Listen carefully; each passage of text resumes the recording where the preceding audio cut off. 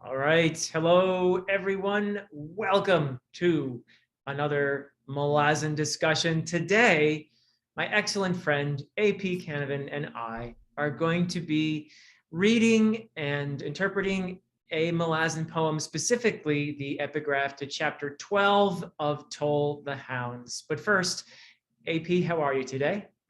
I am doing very, very well, Philip. It's once again a pleasure to be here. It's going to be a pleasure to talk about poetry. But I will say, I noticed that someone in a couple of the comments on one of my videos was throwing a couple of fireballs my way. Oh, really? Who could that have been? Oh, who could it have been, Philip? Moi? I don't know. Fireballs? I don't know how to cast fireballs. That's your shtick, man. Oh, was it just General Snark then? Oh, could be, could be. There's your alter ego. It's Dr. Fantasy or General Snark.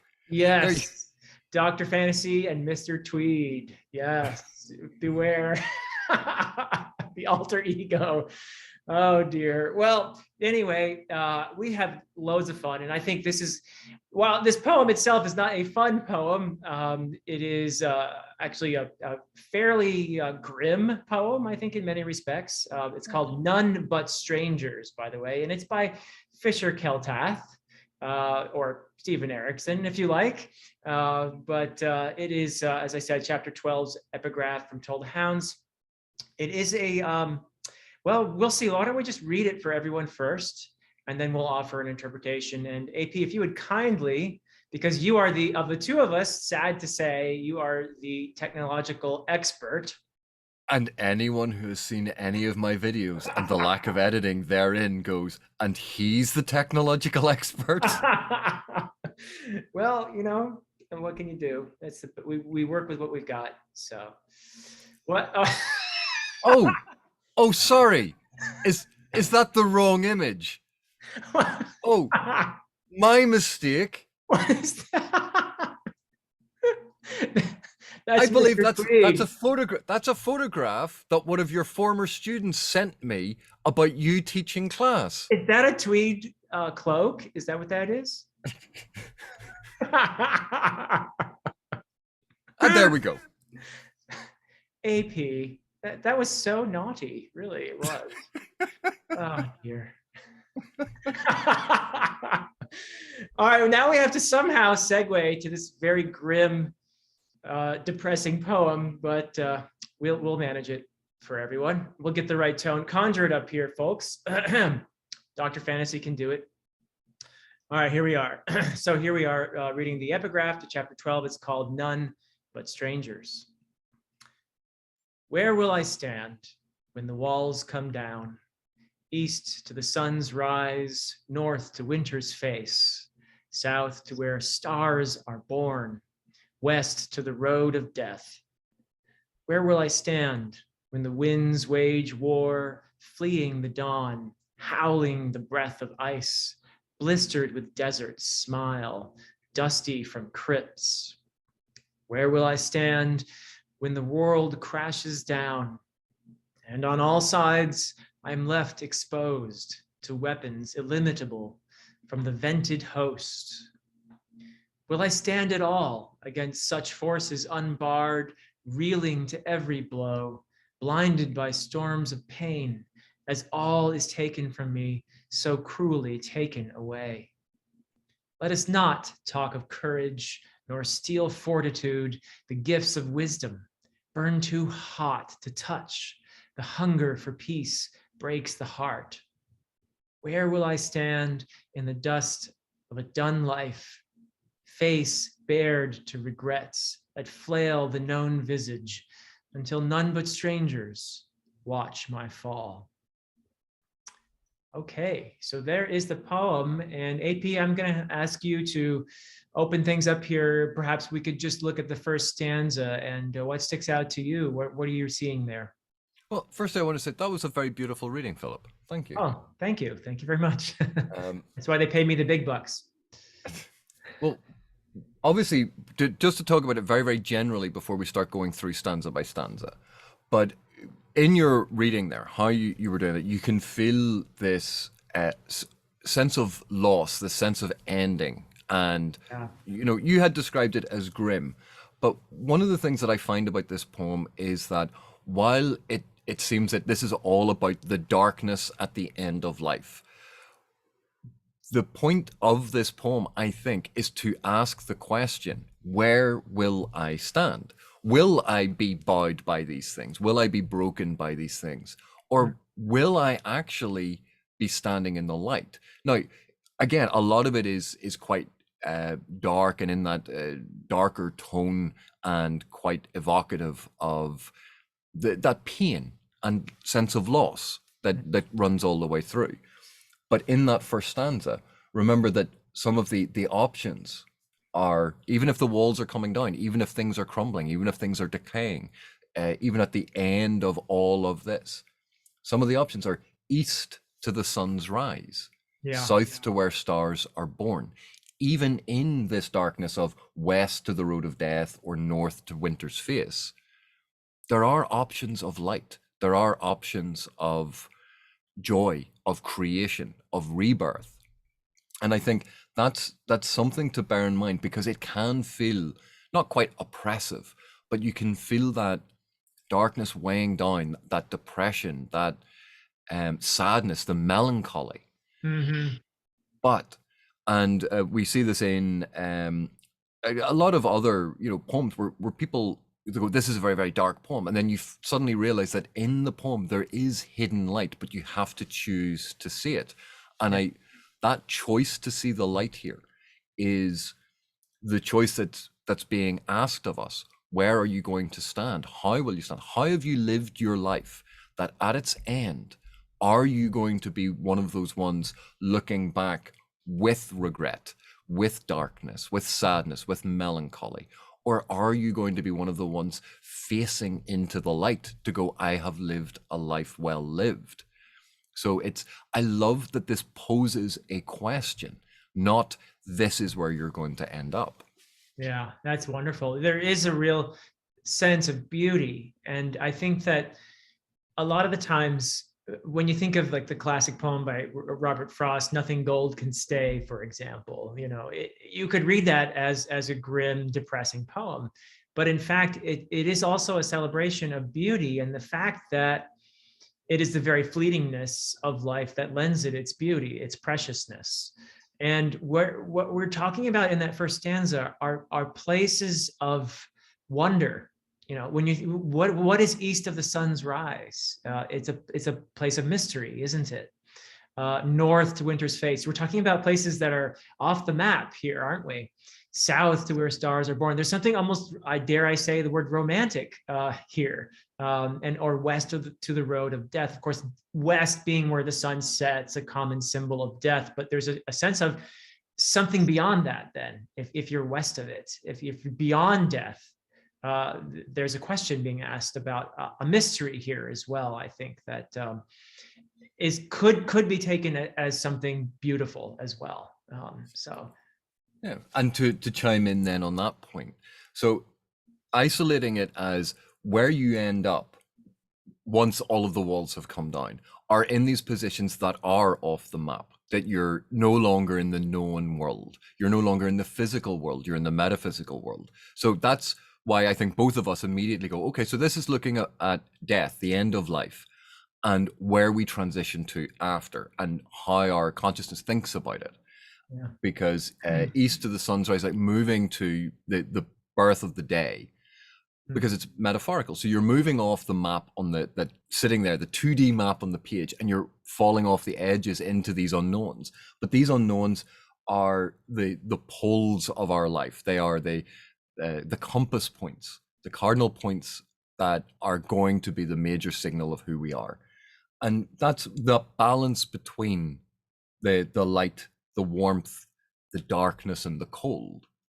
And it's just moving around that sort of that metaphysical area. And of course, in terms of Malazan, if we want to momentarily get into a sort of more diegetic or narrative connected thing, think of the Warrens, think of the metaphysical realities of the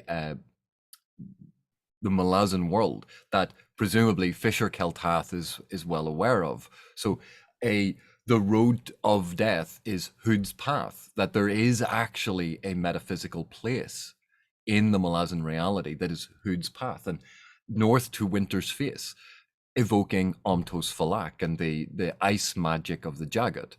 Yeah. So you can see, while we look at it strictly as poetry and we apply the ordinary poetic lenses that we normally do, there is an aspect of this that sometimes we have to remember that it's in the Malazan world, and that can give it a slightly different nuance or a deeper or different reading. Yeah, absolutely. And moving on then to the second stanza, there's a bit of an archaeological flavor there, isn't there? Surprise, surprise.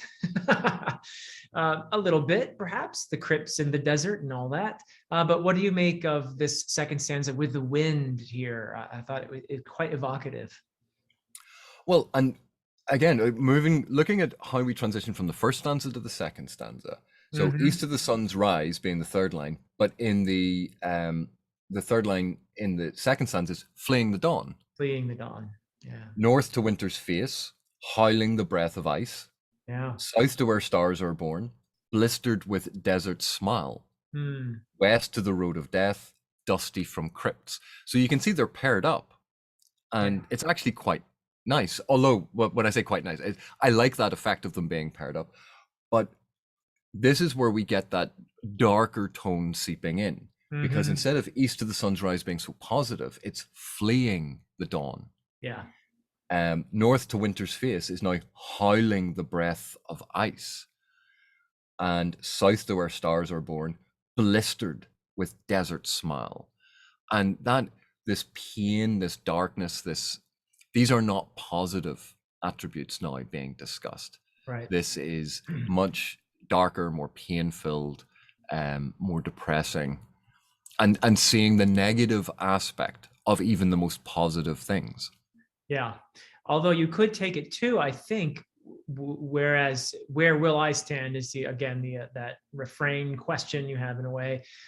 And the winds, are the winds the subject here? When the winds wage war, fleeing the dawn. So is it the winds that are fleeing the dawn? Is it the winds, of course, that would be howling the breath of ice? So you could take the I there as someone who is somehow enduring this, right? Who is enduring the winds that are waging war and fleeing the dawn and howling the breath of ice, which would suggest that life is full of tragedy and turmoil and suffering of some sort or other. But there is still this question of standing. So, and that it's where will I stand? Where are you going to remain in this? And even then, it's when we had that first stanza, and I'd said about the sort of the hidden positive aspects that are running through this. Where will I stand when the winds wage war? And if the winds are doing these things, it's like they're the ones, the winds of time. That's the negative aspect. Yeah. But the positive aspect is I stand. I remain. I am not broken by this. Yeah. And again, so it's this, I think this core of optimism and this core of a resolute decision to remain, to be yourself is still running through this. Lovely. Yeah. And even though you are braced against this wind that is, if we take dawn as a symbol of life, the wind is fleeing life. It is howling the breath of ice, that coldness you can associate with death, or also the sterility of the desert, blistered with the desert smile, dusty from crypt. Now, crypts is an obvious death connotation there, that this wind is carrying the scent of death. But as you say, the speaker is still talking in terms of standing. So there is a possible, I think, way to read this as perhaps, and if not defiance, then at least determination, perhaps. And we see that in the third stanza as well. Where will I stand when the world crashes down? Yeah. And again, we can look at it from that negative point of view of everything is going to end, the world's going to crash down, this is all terrible. Or we can look at it but I am going to remain. Where will I stand when all else fails? And that aspect, again, it's hidden on this because you feel the darkness and the grimness and the sadness of all of these other things, and you forget that in this, it is a question about where will I stand? Yeah. And that repeated refrain is, I think, the hook that we hold on to desperately when all else has gone wrong. Yeah. There's one thing left to us, and it's in our power, that no matter how bad things get, it is our decision about where we stand.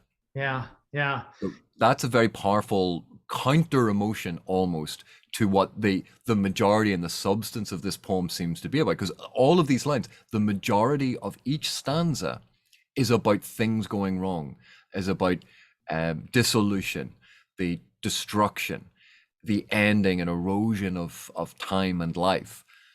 But it always begins with the person. And that, I think, is so important. So you could read that as courage in the face of certain doom here at the end of times. Or just adversity in general, courage in the face of adversity. But certain doom, yeah, that has a certain ring to it. Yes, indeed. I mean, mortality is something that everyone does face. And I feel like there's a sense of the individual mortality in this, as well as a larger picture, that a sense of adversity, looking at something bigger and vaster than oneself, the world around you falling to pieces. But also, I think that individual mortality is at play in this as well, simultaneously.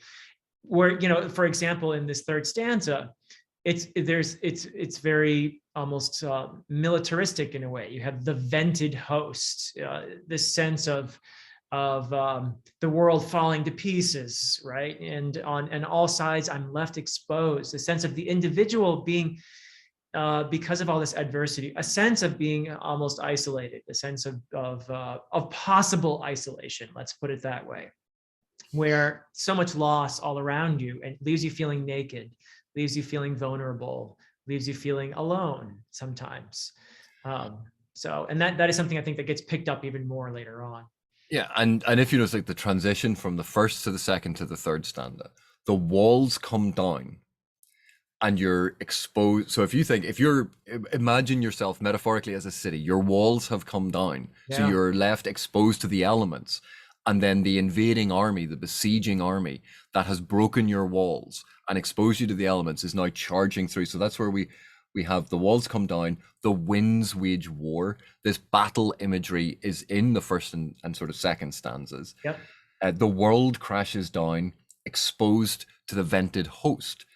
So weapons, host, exposure, we see all of that. And then this carries on into that fourth stanza, against such forces, reeling to every blow, blinded by pain. We see this transition. This is someone under assault, and they're under assault, not a one-on-one fight, not a one-on-one battle. They're assaulted on all sides, by all things, by the world itself, by time, by age, by mortality, by emotion, by life experience.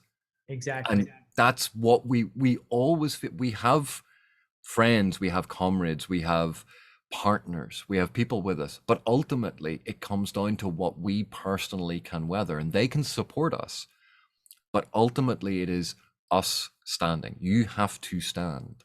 Yeah, there's a wonderful short story by Ernest Hemingway called A Clean, Well-Lighted Place. I don't know if you've ever read it or not, but there are three characters in there, and one is an old man who has lost his spouse and goes to the cafe every night to essentially get drunk, to not have to face that darkness of being alone. And one of the waiters gets it. He's an older waiter, and he also is feeling the sense of nothingness when looking out at the vast darkness. And I get a little bit of that here, where the individual, you get the speaker has been through a lot of losses, has experienced loss and pain, has lost loved ones. And there's a sense sometimes, I think, which the weapons described in the third stanza are illimitable. It's like, you don't stand a chance, buddy. You're up against something much bigger than yourself. And all this stuff that is taken away in the fourth stanza, which we've moved on to, blinded by storms of pain. That's the pain of loss. All is, or could be the pain of loss. All is taken from me. So your friends, family, as you you get older and older, you're going to experience more loss. Life is going to kick you around more and more, so cruelly taken away. But still, and in this fourth stanza, there is a bit of a transition, isn't there? Because it becomes not where will I stand, but will I stand at all? This is the sense where you feel like the individual is really getting battered here, where it's more of a question now. Can I do this? Can I weather this? Can I withstand these winds? Can I get through these losses? And it is a bit of a turning point in that sense, isn't it?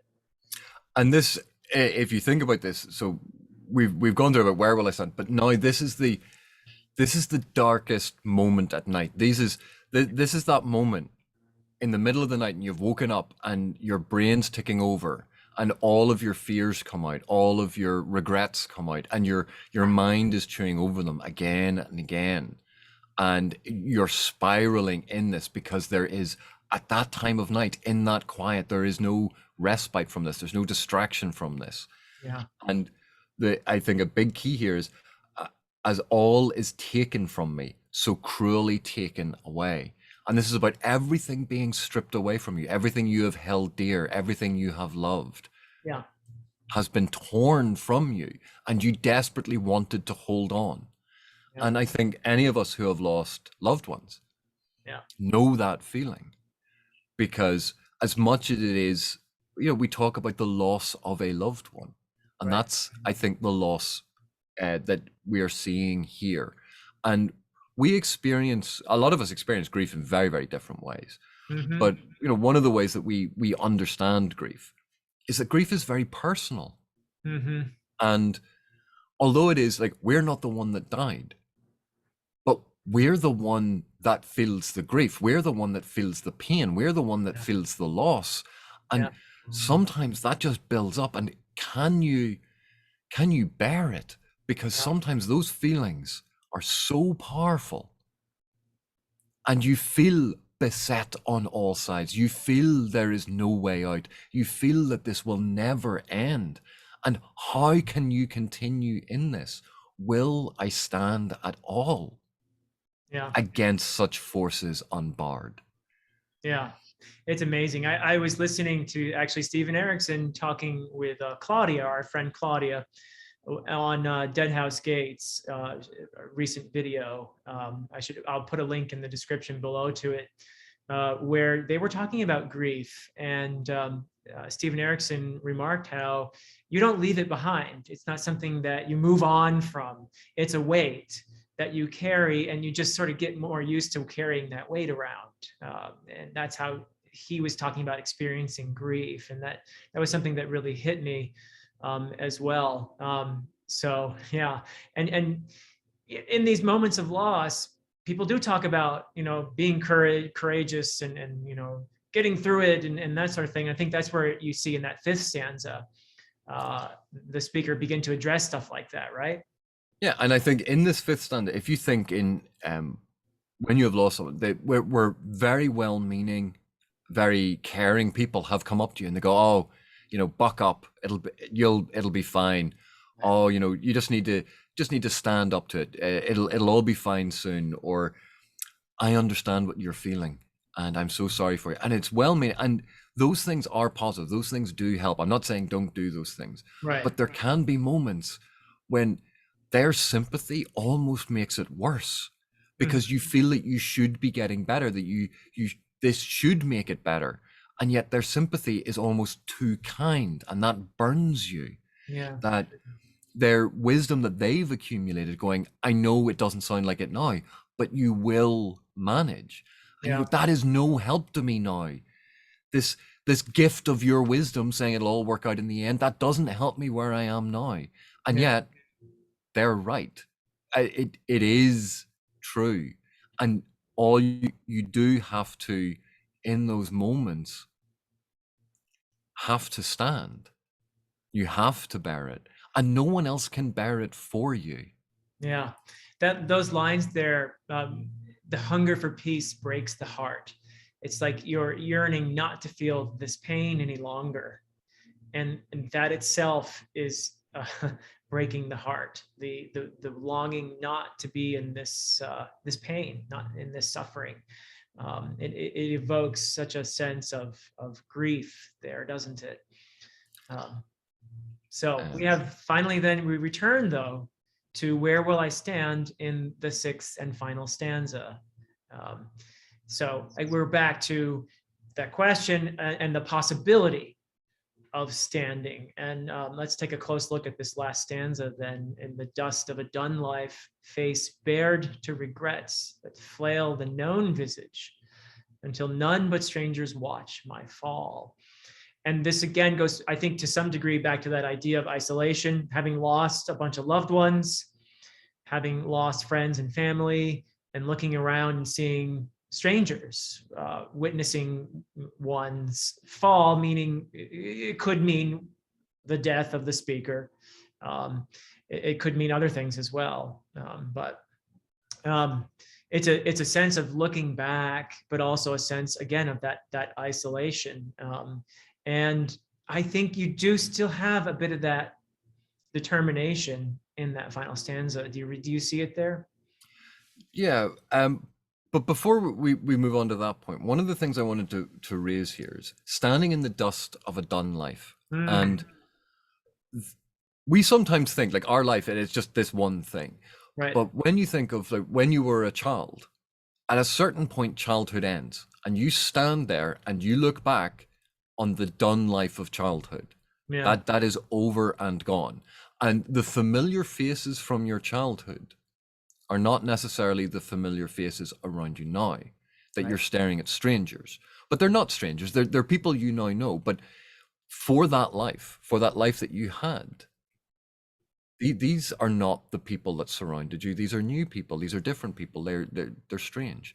Right. When we have these periods in our lives, and people who have moved city or moved to a new job, that there is loss of the previous life, because this is a new life, it's a new start, and there are new people around you, and you reinvent yourself. You stand basically on the corpse of your old life, and this is the new me. And so you can look back at all of the regrets that you had. There are many things I regretted in my childhood. Do I look back and sort of weigh them the same way now? We confront our regrets. We confront the missed opportunities or the things that we did wrong. But ultimately, we still stand at the end of that. And you go, without those mistakes, without those decisions, without those things that went wrong or the regrets that I had, I wouldn't be this person. I wouldn't be, having a conversation with you if my life had not played out exactly as it did. If I went back and changed those things, it wouldn't be happening. It would be a different life because my life would have gone in a different direction. So I stand and I can see all of these past lives that I had. Right. The child, the student, the part-time or the lecturer at university whose students fell asleep. Yeah. All of this is part of these different lives that I led. Right. And we all have a narrative, don't we? We have our own narratives, plural, really, of our lives. And when you're looking back and you bared your face to there's a sense of honesty here, I think, in this. You're bearing your face to the regrets, and that might change the visage of what you thought you knew. That might change the narrative some. That word flail it's a painful word. You're removing the flesh, from what you thought was your narrative here. And you're changing some of those faces into strangers in a sense. So there's a sense of brutal honesty perhaps here as well in these final lines. But it's an interesting, possibly empowering notion though, that we do construct our narratives, don't we? We construct our narratives, and the narrative that we tell ourselves has a lot to do with what we become, I think. No, there's another way of looking at this that I think works quite well as well, which is obviously as we go, some of us don't age like you, and you kind of are immortal looking, and the rest of us have the ravages of time It's have that played. painting in my attic. Painting. You should see it. It looks terrible. And a face bared to regrets, that's a face that has lived, that flail the known visage until none but strangers watch my fall. So if you think, looking in the mirror now, and I look in the mirror now and go, what happened to the AP I used to know? Yeah. Where did he go? Why is this old person looking at me? And that is in the dust of a done life. So at the end of your life, hopefully, like when you're old and grey and full of sleep and nodding by the fire, to quote Yeats, Yeah. when you've lived a long and full and good life, and you look into that mirror and see yourself, that isn't the face of your youth. Right. That is the dust of a done life. Yeah. And the ravages that time has extolled on our physical features. So I think there's an element of that imagery coming in, but also then looking at a loved one and all of those memories that cycle through your head of how they were in all those different time periods, and then you look down at who they are just lying there, and that's not them anymore. Their vitality is missing, and they are a facsimile of that person. And that can be a very powerful and moving thing. Absolutely. Yeah. Well, and just to put a little Malazan context on this poem, you can read this poem and not ever have read anything Malazan. I think get pretty much everything out of it that we've been discussing it. But in a Malazan context too, this particular book that it's in, Toll the Hounds, it is a book that I think beautifully struggles with themes of mortality and death and life and love and beauty and sex and desire, and all these things are so wrapped up around this poem. And we're not going to talk about all that because we're going to have our discussion on Toll the Hounds when we finished reading it, our spoiler and non-spoiler usual discussions. But I do think that this poem fits very well in Toll the Hounds to me, at any rate, because there's just there is a vein of grief in this book. I think that this particular poem, None But Strangers, fits in very well, and it's not a coincidence that this poem is in this book, is it? So. And this is one of the things about poetry. We have poetry of all different kinds and different types. We have funny poetry, we have nonsense poetry, we have love poetry, we have poetry which is basically a poet trying to get laid. They're trying to impress someone. A lot of poetry, surprisingly, is about poets trying to impress someone and get laid. Who would have figured? But one of the questions that humanity's always been obsessed with is what happens when we die. What is death? What comes next? What is left behind after we die? These questions about mortality and investigating mortality are expressed throughout poetry in human history. And I think death, mortality, loss, grief, we can see that running through this poem. And it's not that any one way of looking at it is going to be right.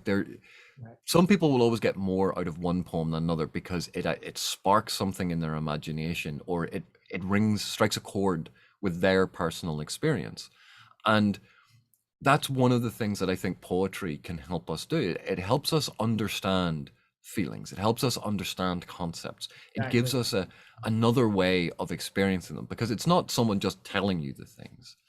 It's trying to evoke emotion and feeling and making all of these suggestive connotations to help our brains try and encapsulate something that trying to understand death and grief is just impossible. You can't really understand it, but you can try and find different ways to articulate it and different ways to think and consider it and different ways to feel it. Yeah. So writing the poem, reading the poem, engaging with the poem is the equivalent of asking, where will I stand?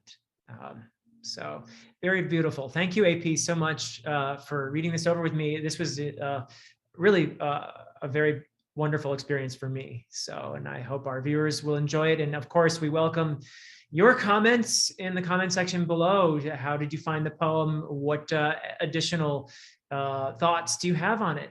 We'd love to hear your interpretations. So thank you everyone for watching, and we'll see you all next time.